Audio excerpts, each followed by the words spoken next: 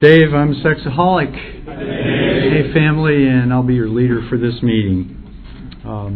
In the spirit of the fifth tradition to carry this message, this session will be recorded.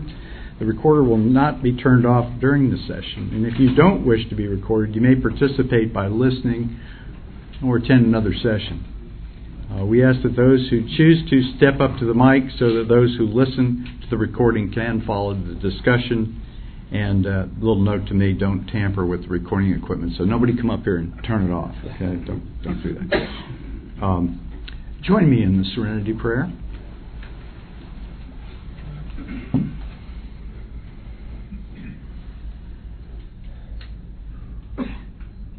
Serenity Prayer. God, grant me the serenity to accept the things I cannot change, courage to change the things I can, and the wisdom to know the difference. Thy will, not mine, be done. Purpose of S.A. Sexaholics Anonymous is a fellowship of men and women who share their common experience, strength, and hope with each other so that they may solve their common problems and help others recover. The only requirement for membership is a desire to stop lusting and become sexually sober. There are no dues or fees for SA membership. We're self-supporting through our own contributions. And SA is not allied with any sect, denomination, politics, organization, or institution. Doesn't wish to engage in any controversy, neither endorses nor opposes any causes. Our primary purpose is to stay sexually sober and to help others achieve sexual sobriety.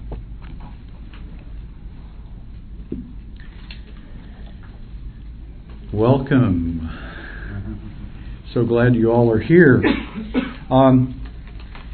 I wanted to share with you the title of the workshop when I was approached. Again, my name is Dave. Intimacy without sex or lust. And I noticed a number of folks showed up for this, so there's got to be a few fellow followers in this path of understanding that perhaps sex and lust can be separated from intimacy. That has been my experience, which I will share with you briefly, and then really encourage you to share your experience, strength, and hope with me, because I'm here to learn. I'm still sick. So, intimacy in search of the real connection, huh?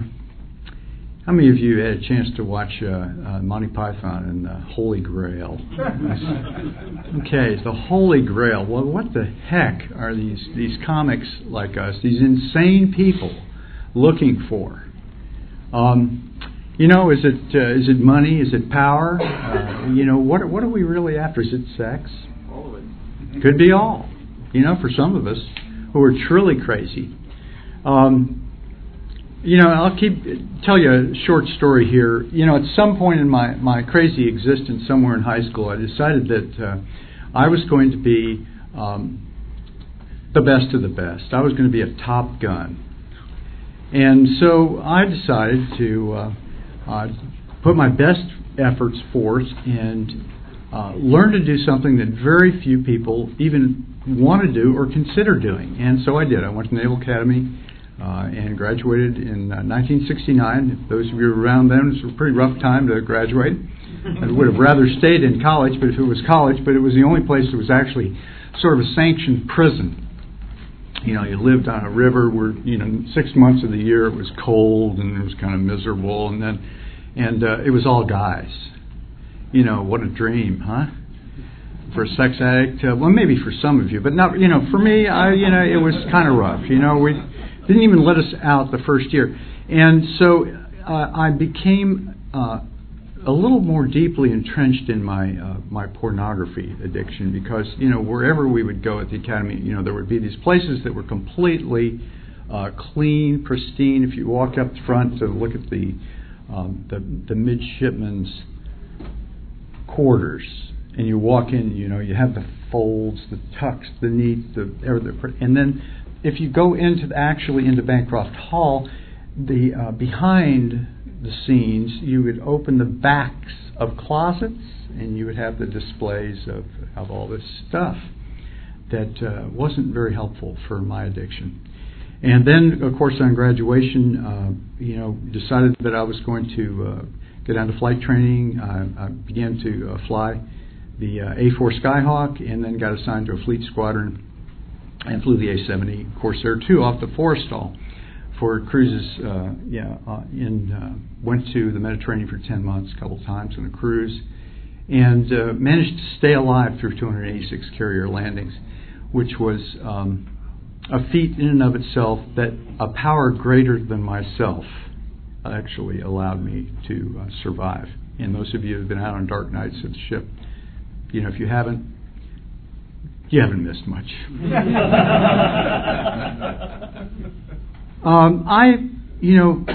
I thought that this would really be the ticket for my life adventure, the quest, back to the high adventure. This is what it really was all about. And I was so frigging insecure.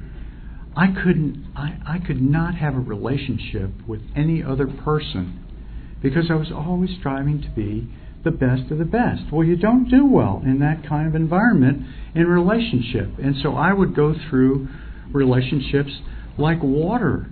I mean, every time I went into port, I would drink a different cup of water, and it was an awful, awful, painful existence. But I had really, frankly, no awareness of that at all, because somewhere along the line, in all of that glitz, in all of that power, that obsession, I felt like this was what was really important. This is what life was all about. And so I was so fixated on that in my compulsion that I didn't have a chance of understanding that somehow, deep down inside, I was looking for a real connection. Became a person of faith, and I thought, well, maybe this will change, this God of my understanding, only to find that the God of my understanding ended up having me go down to strike operations on the Forrestal one morning, and the Navy and the Air Force combined in what we call the Strategic Integrated Operation Plan, which was a plan to destroy the Soviet Union in the event of a nuclear attack. That was my primary mission. And so I went down to plan this target near the Black Sea. And on the way, my contingency target was Prague, Czechoslovakia. Not a place in Prague, the rail yards ostensibly, but my target with the A7 was Prague itself. And the aiming point was the Gothic Cathedral. Those of you who have been to Prague, was the top. The cathedral was the point where the 360 kiloton nuclear weapon would have had to have gone off. That was my job. Single seat, sole responsibility. And I began to look very closely at what having a relationship with a power greater than myself was at that point in time.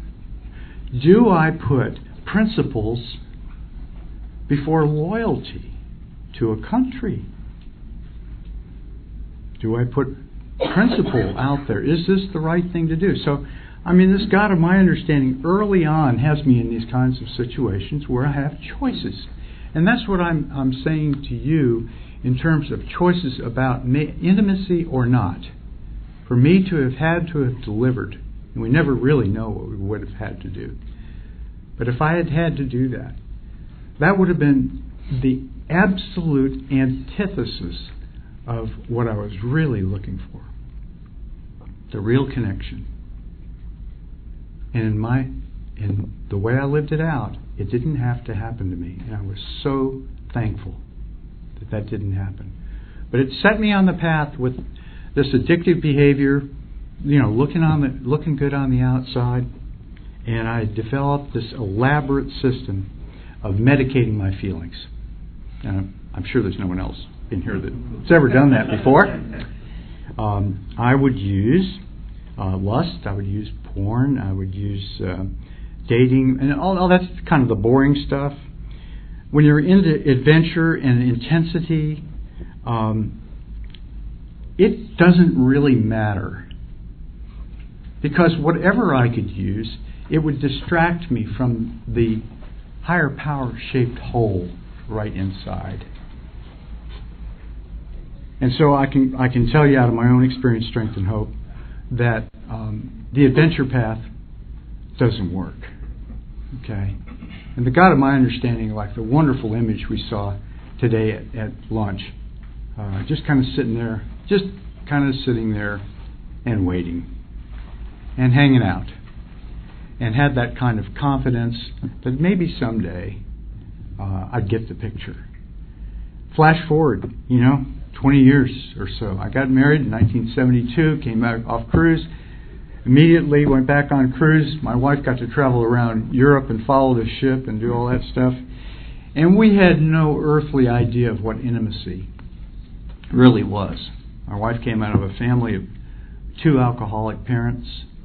My dad was a dry drunk. My mother was a control freak, talked a lot. And so we went into this relationship. And for those of you that are really looking for the prescription for dating, we dated 2 weeks before I asked her to marry me. And then we got married 6 weeks later. And then 3 days later went on cruise. So, if you really are looking for anti-intimacy advice, come on up afterwards. But what I did see in our relationship at that point, and maybe there was something that was an indicator here, was a sense of hope. We had a little bit of common ground, and that common ground was a shared faith perspective, which was a beginning to a spiritual life for us. And I can say today without reservation that if you're looking for adventure, it has been the single great adventure of my life to now be married to the same woman after 37 years, and knowing our strengths and our weaknesses has been the great good news. And my wife works program and has been involved in another fellowship for about 12 years. And my son also works our program here of recovery. And so it does work if I choose to work it. A little bit more about intimacy. There are some misperceptions. The perceptions I had initially was that this relationship thing was going to be risk-free. Wrong. One of my misperceptions was that if I stayed a loner and was the best of the best, that there would be safety in that. That was wrong. Sex is equal to love. That was wrong. So what I've done in terms of learning how a program works is find that as I work the steps, that honesty and openness and willingness are the things that really do work. And that allows the God of my understanding to come in and change me. And so that I don't end up being the prisoner of Shion, the one who's very chained and he became friends, as I create the prison of my own making. And I've locked myself in there. And now, my gosh, I don't want to be in there anymore. I can come out. And I can play. And I can have friends. My gosh, a host of friends. And the promises of the program have really come true for me. So what do we do about intimacy without sex? Well, my wife and I, my son and I, we all trust the God of our understanding. We do a lot of camping, a lot of hiking, a lot of appreciation of beauty. We live on the side of the mountain in North Carolina where there's a stream. And 6 months of the year we watch the seasons and change. And half the year we live in Florida, and we have a great community of people in both places. You all. And, I like to do garage sailing. It can be intimate doing garage sailing with your spouse if you choose to do that, or a friend. We have 12-step meetings. This is lifeblood. We build relationships wherever we go. I think we're really tasked to do that. Dr. Bob said it best, the end game of this entire thing is love and service. That's why we're here. Tradition 5, step 12. That's what I'm giving my life away doing right now. And I have the great gift of being, financially independent at this point. Not particularly because anything that I did was phenomenal, but because the God of my understanding said, okay, be financially independent. Take away the greed monster in your life, and see what you can do. And that is to reach out to others, and to be with you, and to learn from you, as well as give my life. And one little thing to finish up with for me, Dana and I do what we call our 10-step daily check-in. And this is a really kind of neat way that we found that works for us to build intimacy. We'll go out in the morning on our hike, and as we're headed up the mountain, one of us usually walks in front, and the person that walks in front and takes the lead gets to hear the other person from the backside say, yesterday while you were, doing the dishes, I didn't feel like I really wanted to do that, and so I told you in a pretty harsh way, nah, it's not for me today, and I was a little bit scratchy there and harsh, and I just want to say I was wrong for doing that. I haven't done a couple more things. There's usually at least a couple things a day. And then after that I said, but what really was wonderful was to watch you make those phone calls to the people that you care about, and to affirm them for doing the kind of work that you know is right. I love the way that you sponsor people. The way you just are their friend, and you tell them, how you see it, and you share your experience, strength, and hope with them.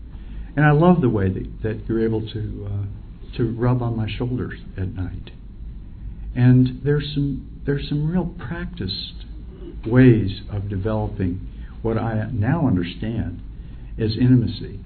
And if the sex happens, hey, well, that's nice too. But it's not the goal. It's not the end game. It's just, for me, it's how we get there. It's the journey. So I want to thank you for the chance to just share a little bit of my story. And what I'd like to do is just to invite you, as one by one, if you'd like to come on up and share a little bit about maybe some ways to have intimacy without having lust or sex.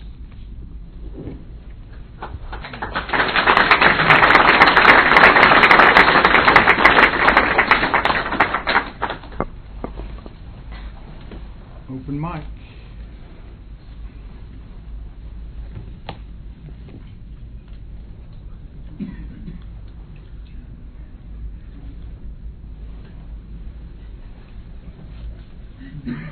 Just say your name and where you're from. That'd be great. Yeah. Oh, come on.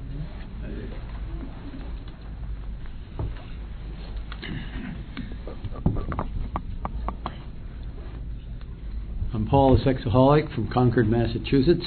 And I sure didn't expect to do this. I thought somebody a lot wiser and more experienced than I would come to the fore. I have one advantage. Well, I have several advantages. I have the world's most wonderful wife.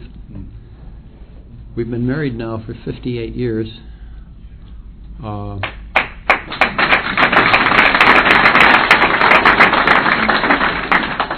So we've had plenty of opportunity to learn and forgive each other's failings.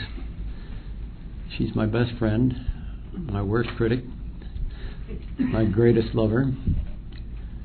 I have another advantage. I'll be 82 years old next month. And I think maybe my body is starting to slow down at last.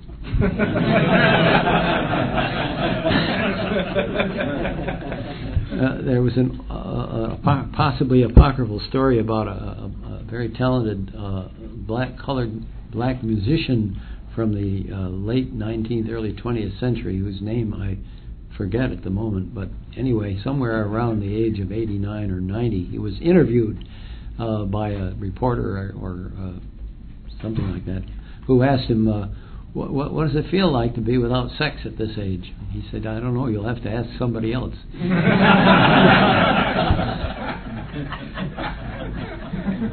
All right, so having dispensed all that wisdom, one way that I've discovered, and this has become true more in the last 4 or 5 years, I guess, intimacy without sex is, first of all, it doesn't happen at night. That is sex. By that time, we're both pretty tired. we need a night's sleep before we can decide whether or not either one or both of us wants to do anything about it. But one thing we do pretty much without fail is we have at least 2 snuggles a day. One is when we first wake up in the morning. That's when we have our pillow talk. And it's about anything and everything that happens in our lives, good, bad, or indifferent. It doesn't very often now lead to sex. When it does, it's a beautiful thing, and it's a bonus for both of us. But again, as your first speaker mentioned, that isn't the object. The other is my wife likes to listen to the great Dr. Phil every day on television at 3 o'clock.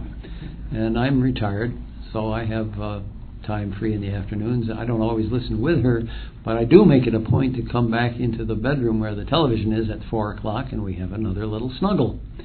And sometimes we'll talk about what she's seen on television, and sometimes what I've been doing, what I'm worried about. But at any rate, twice within 24 hours, we are physically close and spiritually close, I think, and certainly emotionally close. And that is God's greatest gift to me. Thanks.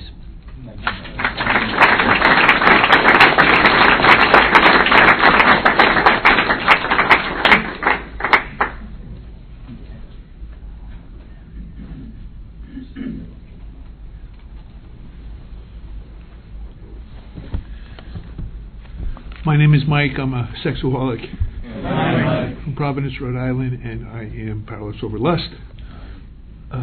I apologize because I missed your share. I'm sorry. But just listening to the end of your share and to Paul's share, I am not married, never been married, and there is a need for intimacy in my life. And I'm a little scared. What do I have to share? Something very beautiful. My experience of intimacy, recently, the last couple of months, I've been doing a little exercise for myself. And that is, during the day, when have I experienced a connection with someone else? And I try to relish that moment. And what I do it practically every day. What I've noticed, let me just share this. I'm on the telephone talking to one of the fellas. It's wonderful. It's what God wants me to be doing. And God lets me connect with that person, and that person connect with me. At the time, we may be talking very seriously. But when I go back at night and reflect on what happened, wow, a real connection. An intimacy, seeing into me and seeing into the other person. It's wonderful. It's not a physical intimacy. As a unmarried person, I can't expect to have a sexual intimacy, and I can't expect really to have a physical, a hug or something like that once in a while.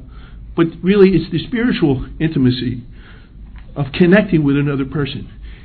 It may be walking down the street and talk. Usually, it's talking and listening with another person, where I experience intimacy, the connection. Thank you very much.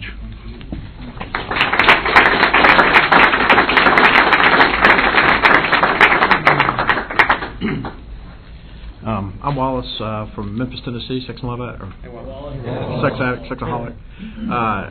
I think one of the best things that my wife and I did when we first got married is we went away to a place to do some couples work.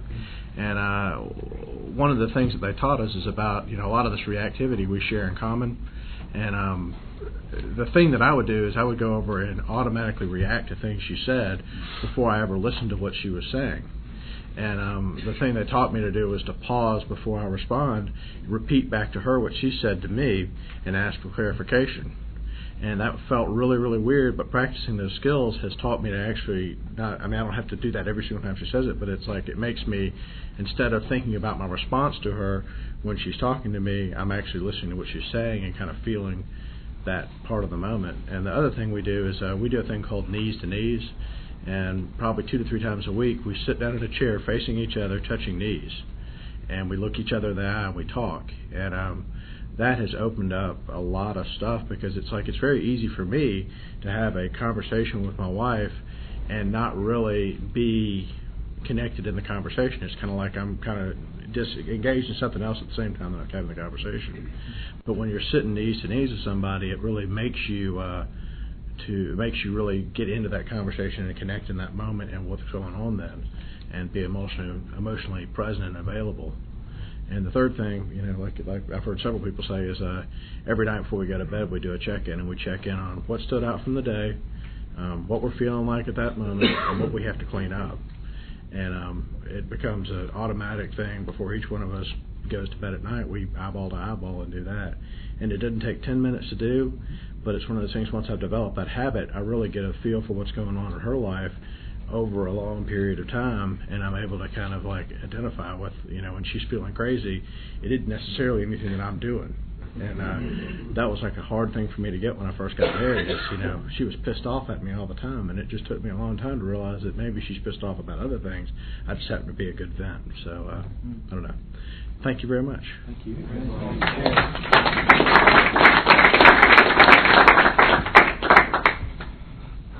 My name is Clint. I'm from St. Louis. I'm a sexaholic. I've been married for 6 years now, and for the first 5.5 years, I always believed that having sex with my wife was showing her love. It's the only way I knew how. And then one day my sponsor looked at me and he said, the biggest thing about love and intimacy is doing things that makes your partner happy, not just everything about you, which I've always been like. So, but me and my wife have really worked on this, and I love to hunt, and my wife loves to shop. So, and I hate to shop, and she never liked to hunt. But we have really been working on it where she's been learning to hunt with me. I take her out in the woods, we walk around, I just teach her things as much as I know, and then I'll go shopping with her, and I will, even if I don't want to go, I will force myself to enjoy it. That way she enjoys it. And we have found in doing these things that, the little things that we don't really like to do, but the other one does, that it brings so much more to our marriage. We're so much happier with each other now than we were for the first 5.5 years. And that is the biggest thing I've learned in this program about intimacy so far. Thank you. Thank you.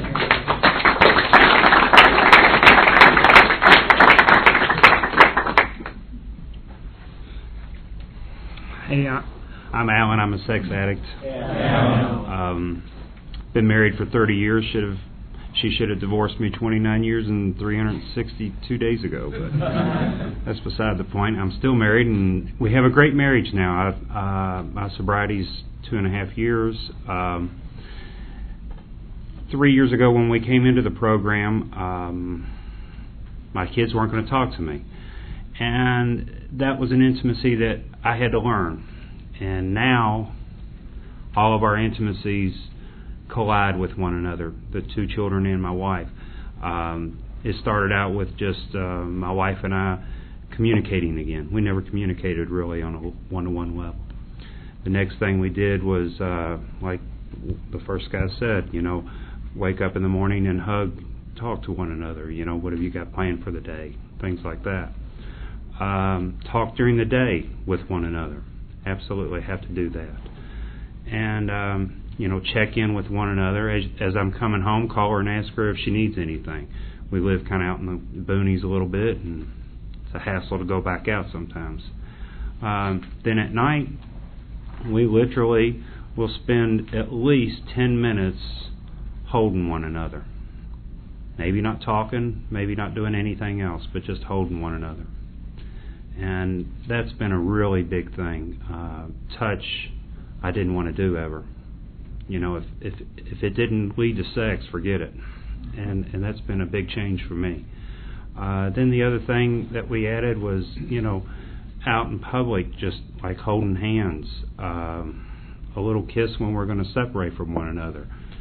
Those are just little intimacies that I never allowed because I wanted the ultimate, nothing else.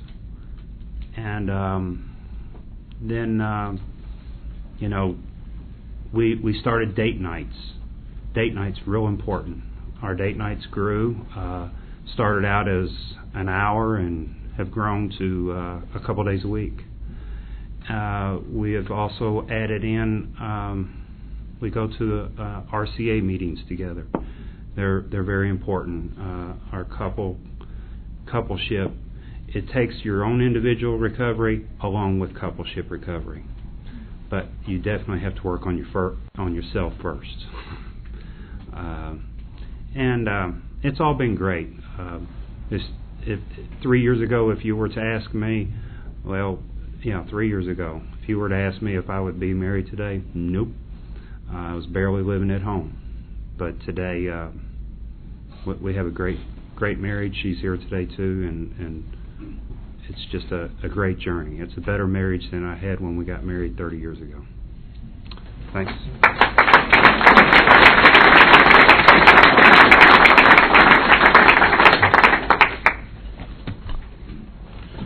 Hi, my name is Alan, and I'm from Atlanta, Georgia, and I am a sexaholic. I've been in the program for 2 years. I'm also single. I've never been physically attracted to females my entire life. And after 2 years of sobriety and working the steps, I'm still not physically attracted to females. But one thing this program has given me is that I think I now know what intimacy and love and appreciation is. Because now when I see a male who I think is physically attractive, who used to be an object of lust for me, and I get to know that person, it's no longer the same thing. I feel an appreciation, I feel love, and the lust diminishes. So for me, intimacy now means love and appreciation, accepting other people's character defects, but still appreciating that they're in my life. Thanks.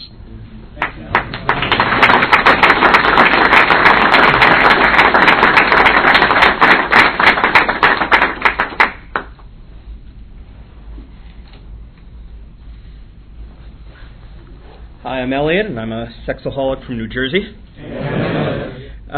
One commonality that I've heard from a lot of the shares today is the idea of intimacy being similar to spirituality. And what's been my experience is that in order for me to become more spiritually connected to my higher power, I need to become more vulnerable and more willing to let go of the outcome.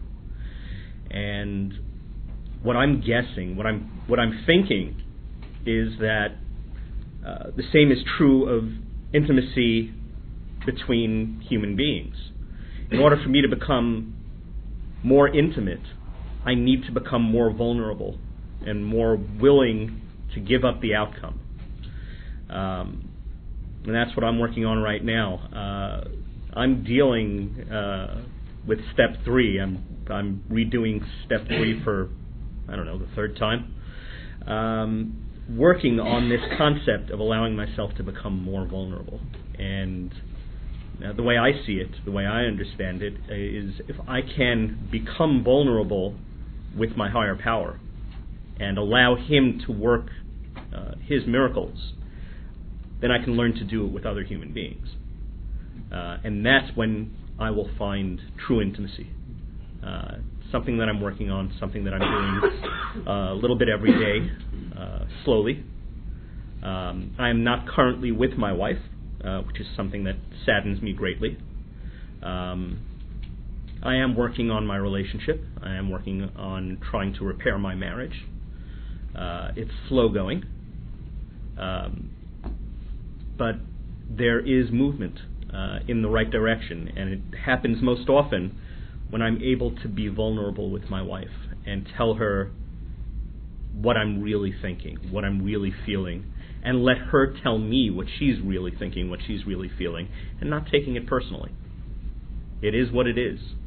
And I don't have to make the outcome happen. And that's how I'm trying to rebuild the intimacy with my wife that I lost because of this addiction. A little bit, one day at a time. Thanks.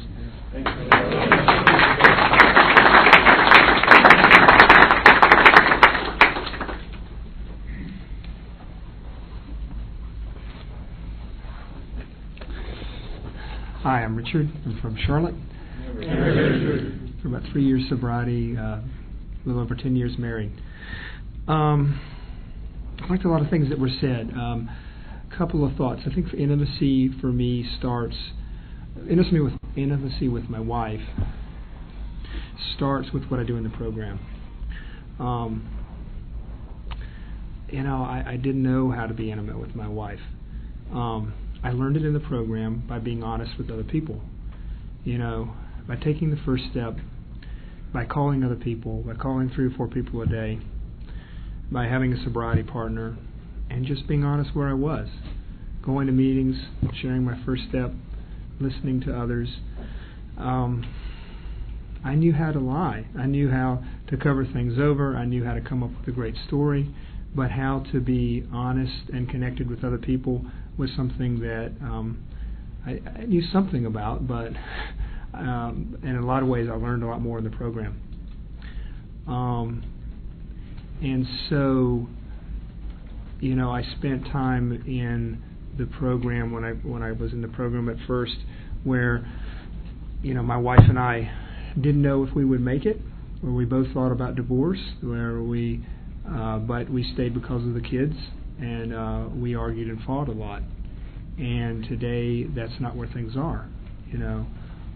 We have a good relationship, a much better relationship, and especially I think in the last year and a half, there's been a lot more laughter, and where I'm willing to go beyond my own comfort zone and share things that I would have kept to myself before. And I just find that that's part of recovery is happening. And I first learned it, just by being intimate in the sense of honest and open and connected with other people in the program. And I learned it. And I like what was said also about spirituality. I think that's really true.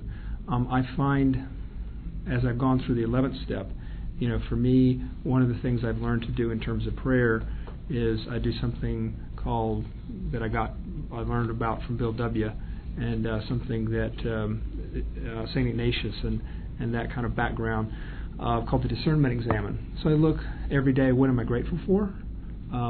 What's happened in the last day that I see, what happened in the last 24 hours, what do I see maybe God at work? What is He saying to me? Where have I been wrong? I'm going to look at my 10th step work and where I need to make changes, and I'm going to look who I need to pray for and things I need to pray for and for myself and others, and I'm going to look and hope toward the next day.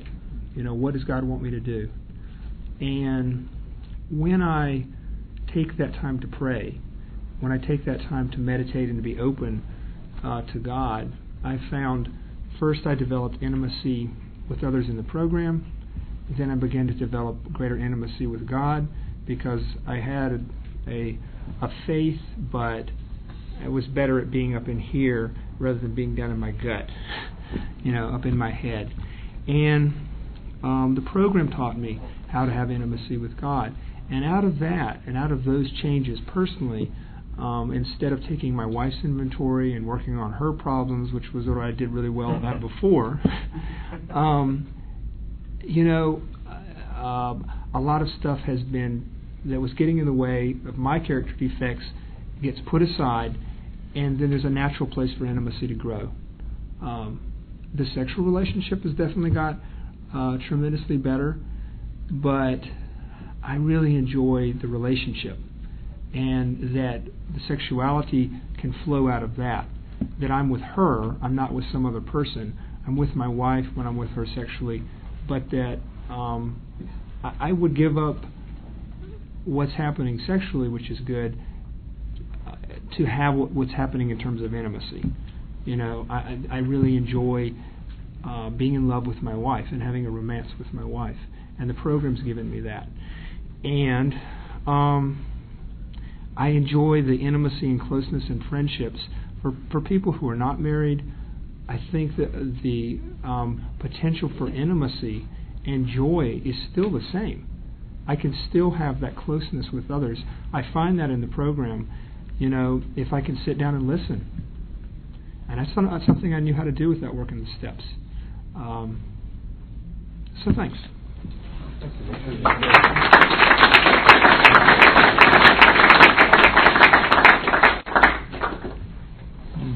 Hey everybody, I'm Slava, sexaholic. I just want to share one little thing that I've learned recently.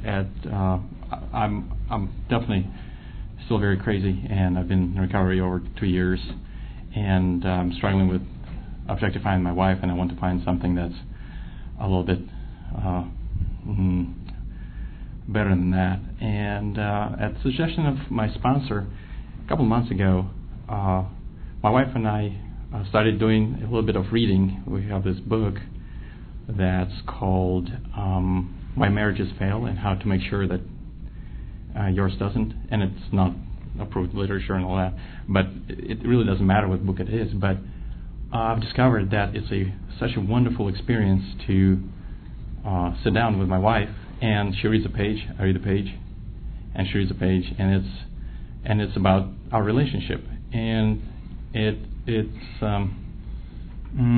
kind of a spiritual experience for me too, because I didn't realize that there was a third thing between us, and that's the relationship. I always thought it was about me getting what I want, she gets what she wants, and we're both happy. But now we're both kind of nurturing something else, and if you want to try it, I highly recommend it. And the only problem is that I found it can be a little bit of a turn on too, because that connection is just very, very magical. And that's all I wanted to share. Thanks.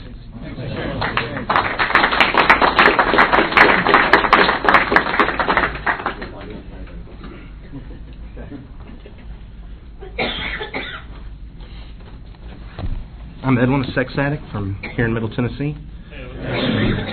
I'm sober today, and I think if I make a couple more meetings this afternoon, I might make it till tonight too. So I appreciate you guys being here. And one of the things that I can't help think about is something that happened to me last night regarding the intimacy, is that while I was listening to the S-Anon talk after the dinner, I was getting pretty ticked off because my wife's not in recovery. And a lot of resentment was building because right before that talk, I had received a call wanting to know when I was going to be getting home, and because she had things she needed to do, and so I was all geared up for when I got home to be asked how many more of these meetings I was going to have to go to, and I was able to make about 10 calls, got to talk to 2 people on the way home, and able to get rid of that resentment. And so when I walked in the house, I hadn't already had 5 arguments with her in my head in the car, and I was peaceful, and she didn't do any of that. All that stuff that I thought she was going to do, none of it happened. And we were able to talk and come up with a plan about the thing that was bothering her as far as why she needed me home, and everything was wonderful. And we didn't have a check-in or any of that stuff, but there was some intimacy just because there wasn't any fighting, and that was a pretty powerful thing. And I really appreciated the share from the gentleman who wasn't married, because I came in thinking, oh, this is about between me and my wife. And when he made that comment, it made me then think about with my kids. And a similar situation. A few weeks ago, we homeschooled my daughter and found out that one of the things she's normally pretty responsible on, she hadn't been fulfilling in one of her courses, and about 5 weeks behind on doing some things she was supposed to do. And my wife called me, and of course I was hot. I mean, I was mad. And I was able to cast it out in a meeting and talk about it, made some calls. And so by the time I got home that night and to talk to my daughter, she wasn't in danger of being killed. And we actually had a really good conversation. And so I guess as far as like a real issue, a tool that has helped me that I wanted to share, was just making the phone calls to other folks in the program, cast out those feelings that are blocking the intimacy, because that last night would not have been remotely intimate if I hadn't made those phone calls. It would have been hideous. It would have been a fight, and then she would have been bitter today that I was coming back, and we'd have had fights today. And as it is, actually things are really good. So thanks.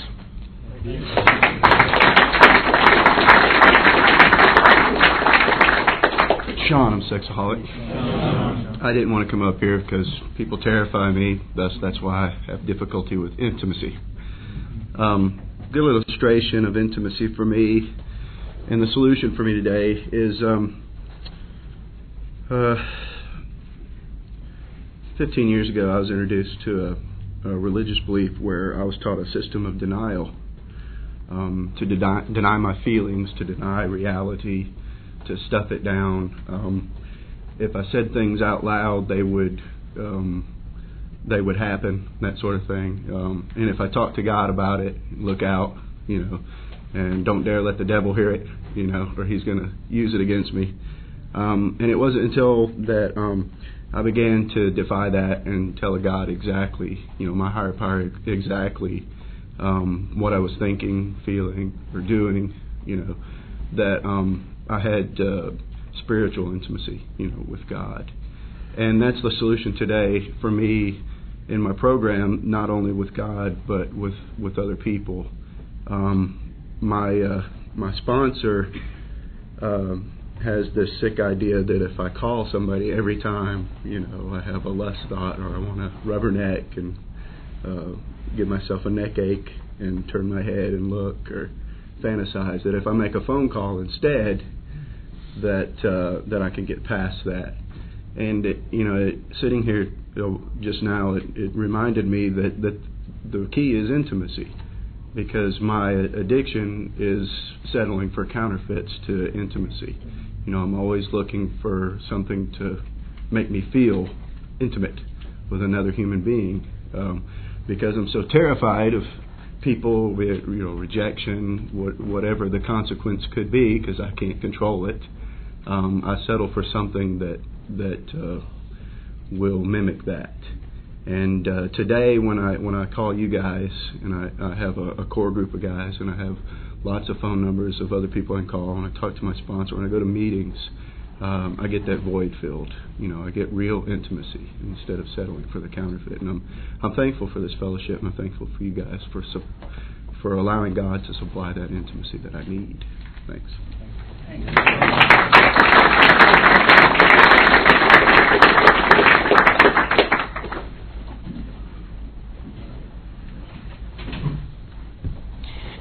I'm Tim, recovering sexaholic. What I've learned about intimacy is that at first, for me, it starts with safety. Because if I don't provide an environment of safety for my wife or whoever I'm trying to be intimate with, then they're not going to move on to the next step, which has been shared as vulnerability. Because my tendency in my marriage is there's been so much conflict and anger, is that the rare times that she was vulnerable, I stored those as weapons to use in later fights. And today, I don't have to do that. I can, when she says, I want to be vulnerable, that's the indication for me that I have to create a safe environment to give her the willingness to be vulnerable. And as far as, my belief that, intimacy is, or sex is equal to intimacy, I learned in treatment that what you have before your sexual relations is what you're going to have after your sexual relations. So if we've got a crappy marriage where we're fighting and we just really don't like each other, so let's go try to have sex to make things all better, it's going to be the same thing afterwards. And I've experienced that during, our drunk times in our marriage, So our sexual relations were very unsatisfying. It's like, is that it? I'm going to have to divorce her to find somebody, the addicts, to find somebody who I can have better sex with. But reality is, as I've gotten recovery and I'm having, sober sexual relations with my wife and, trying not to expect that, we really have, sexual intimacy, because first comes the true intimacy of the emotional and the spiritual. Thanks.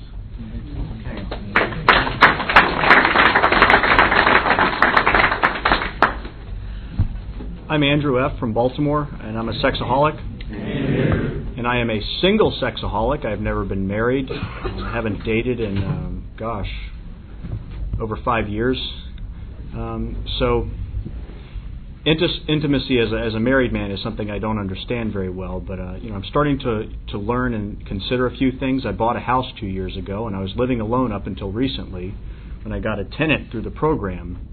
And in order to prepare for this tenant to come to my house, I mean, I really cleaned my house up, and I tried to establish an environment of, order and peace, and, clean stuff out of cabinets where he could put his stuff. And then when he moved in, I mean, there was one night that he was talking on the phone and yelling at 2 a.m. I mean, it woke me up, and, I just took a deep breath, and the next day told him, that's not okay. But I'm just starting to understand the one aspect of intimacy is establishing peace at home, and setting boundaries, and just respecting others. Thank you for letting me share.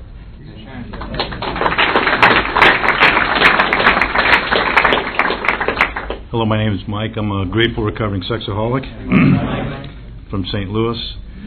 First of all, Dave, I just want to thank you for your share. I can honestly say I've been there, done that. I was an Air Force fighter pilot, so I don't have all the carrier landings, but I'm very thankful for the years that God gave me to serve in the military. And I had the same complexes that Dave had, all of them.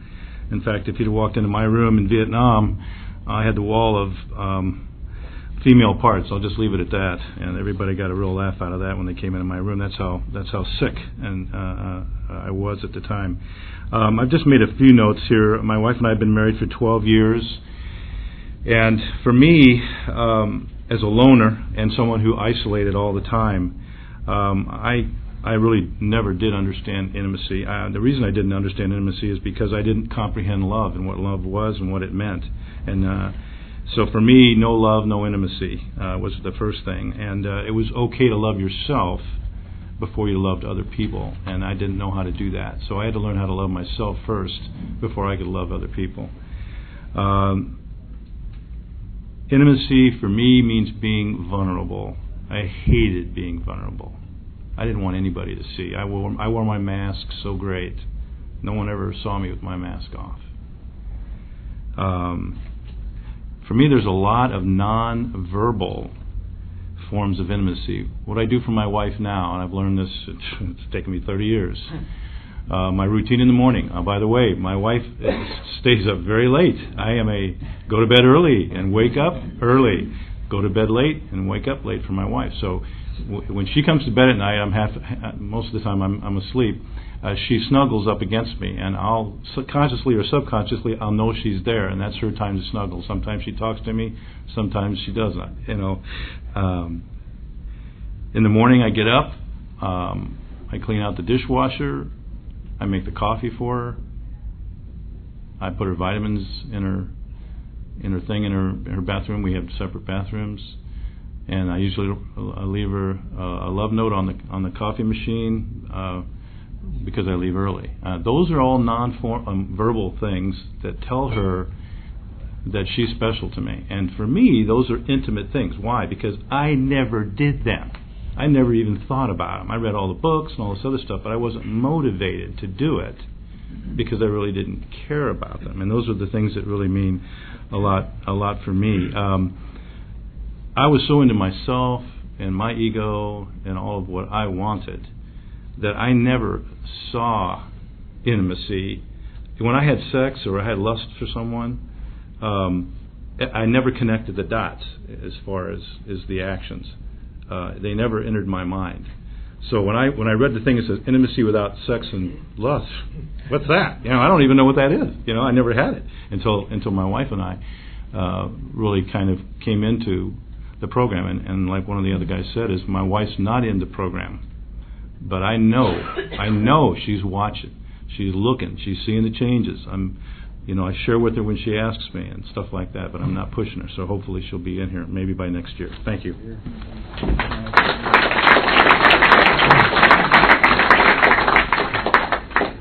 I'm Bob. I'm a sex addict from California. I wanted to add 2 words to the conversation this afternoon: trust and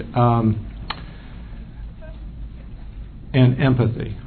That those are the 2 words which have helped me the most.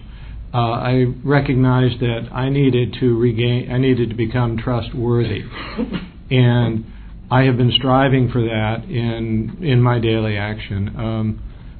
Someone mentioned calling before arriving home. I make it a point to call a lot, And I really try to anticipate that my wife will have suspicions that I'm acting out.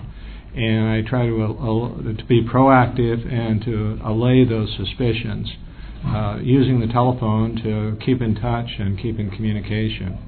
And, that's a real proactive program for me to become trustworthy, to become worthy of her trust so that she is not suspicious of me when we're together or when we're not together.